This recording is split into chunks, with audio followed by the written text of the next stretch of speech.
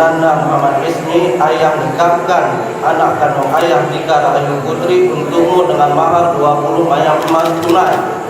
Saya terima nikah Tika Rahayu Putri anak kandung ayah untuk saya dengan mahar 20 mayang emas tunai.